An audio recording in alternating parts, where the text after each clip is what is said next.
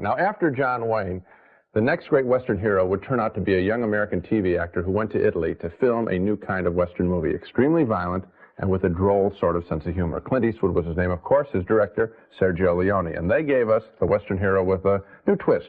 They turned him into a more enthusiastic, less reluctant killer. Talk about enthusiasm, as we can see in this scene, in The Good, the Bad, and the Ugly.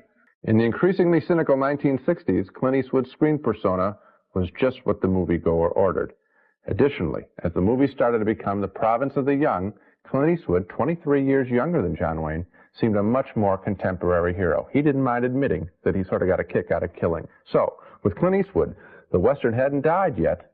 It had just gotten a little younger. You know, looking at these two together, the two probably greatest Western heroes in the history of American movies, John Wayne and Clint Eastwood, I think they're in the category by themselves. They do have one thing in common, though, even though Eastwood plays a much less positive person and sometimes even plays a villain. They both say hardly anything at all. And Eastwood is famous for taking lines and lines and lines out of his scripts. In those first spaghetti westerns, he threw out two-thirds of the dialogue. And Wayne always said he was the reactor rather than the actor. That's right. So you let everybody, let all the townsfolk talk, let the preacher talk, let the womenfolk talk, and the guy who just stands there with the light behind him, he's the strong authority figure, which is important in these films. It's very important, and I wonder if the time is right now for a return, because I think what people want now, it seems, you can see in the presidency of Reagan, is a strong leader. And you get it in the Western like no other genre film at all. The one lightning rod, the galvanizing force. You feel secure when you go to a Wayne or Eastwood Western. Somebody's going to take care of business. You may have something there, Gene, because the Western is not a form for introspection